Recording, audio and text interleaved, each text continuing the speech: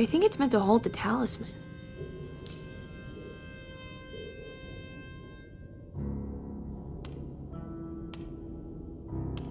I'm not sure what numbers I should use. Maybe there's something in Jeremy's notes.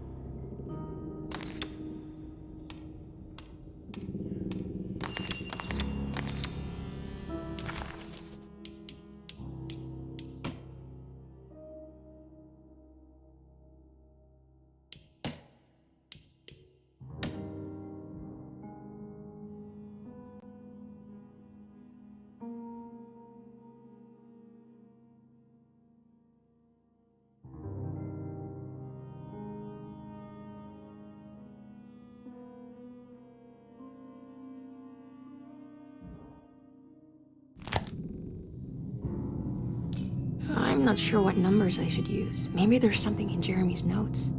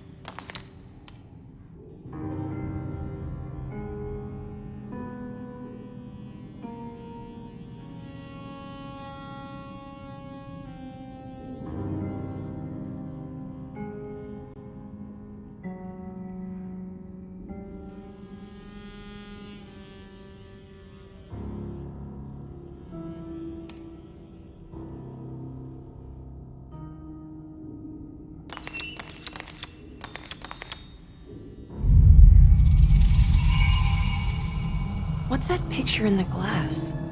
Where is that?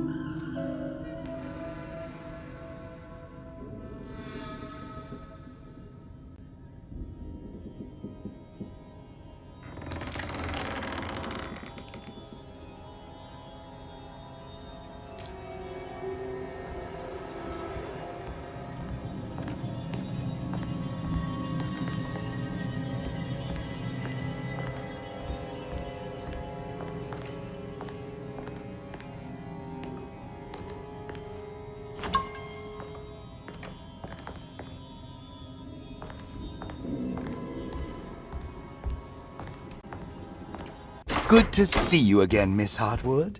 Mrs. Thompson told me you were here. She also alerted me that you brought a detective with you. I'm very curious to hear what this is all about.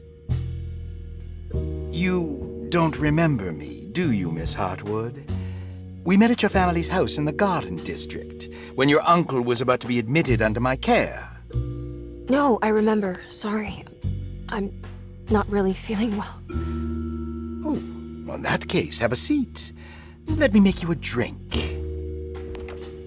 I don't seem to have made much of an impression on you.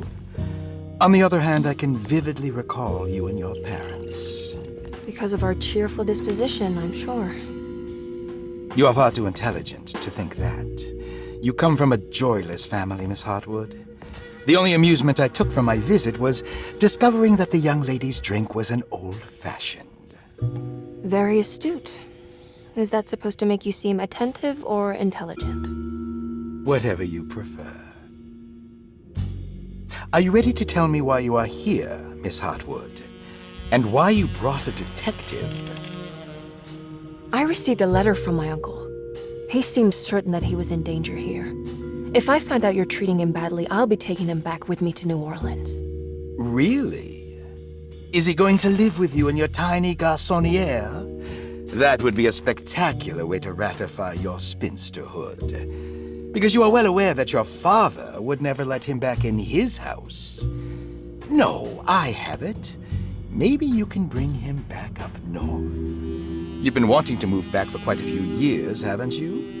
You always preferred your mother's side of the family. Jeremy is free to leave with you. I won't object. However, there is one problem, as you might have learned. He is, in fact, missing. Do you know where he could have gone? No, I'm afraid I don't. I have my staff looking for him. I'm sure he will show up eventually. Especially if he learns that you are here. He is quite fond of you. What can you tell me about his condition? I never heard a proper diagnosis. What is your medical opinion of him? Well, let me think.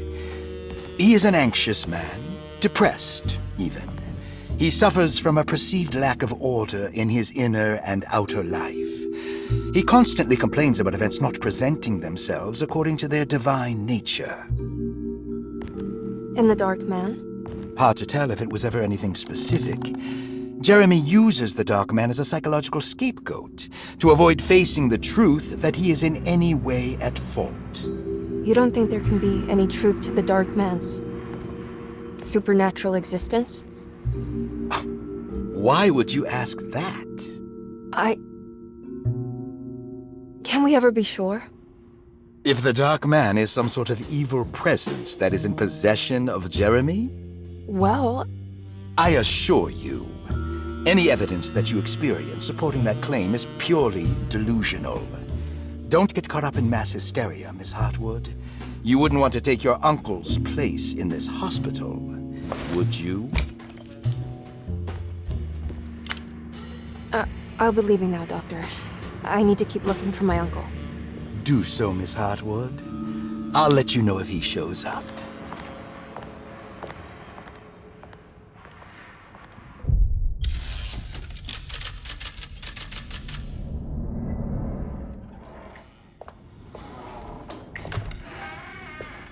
Detective Carnby!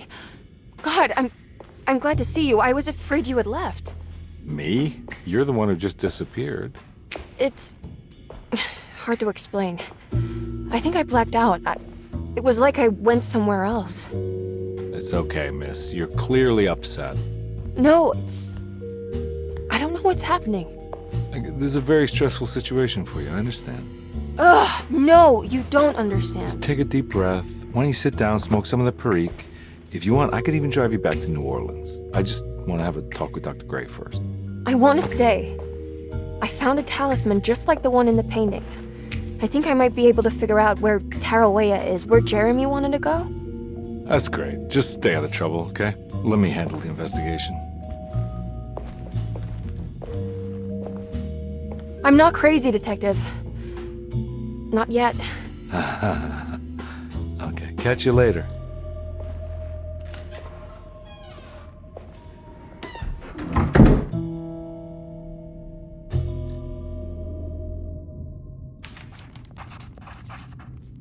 If a talisman like this can open up doors between the French Quarter and Derceto, then maybe Jeremy is hiding in some strange other world, like Tarawea, the place he mentioned in the book. No matter where he is, it's clear that my search won't be limited to Derceto.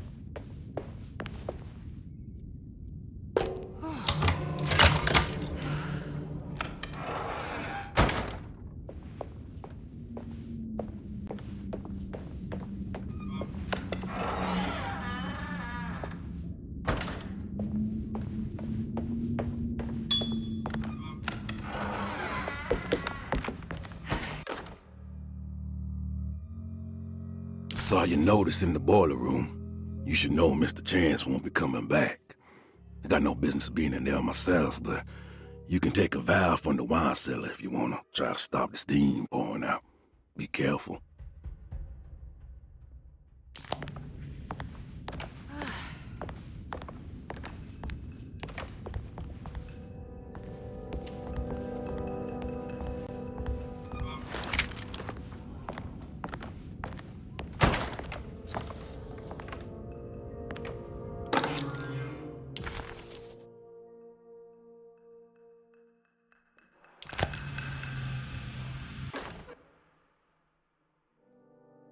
Dr. Elmore Lee Gray is Derceto's chief doctor. Accounting and all administrative work is handled by me, Paul Waits. Magdalena Thompson, or Mags, is responsible for the household. Jean-Baptiste and Charlotte Tabois are responsible for keeping the guests' medical regimens in check. Finally, Jack Chance is our gardener, who can occasionally be seen in the conservatory, but is for the most part busy outside. There are currently 6 guests at Derceto. Malcolm McCarthy and Ruth Tallant reside on the first floor. Jeremy Hartwood, Elisabetta Perosi, Grace Saunders, and of course Cassandra Beauregard live on the second floor.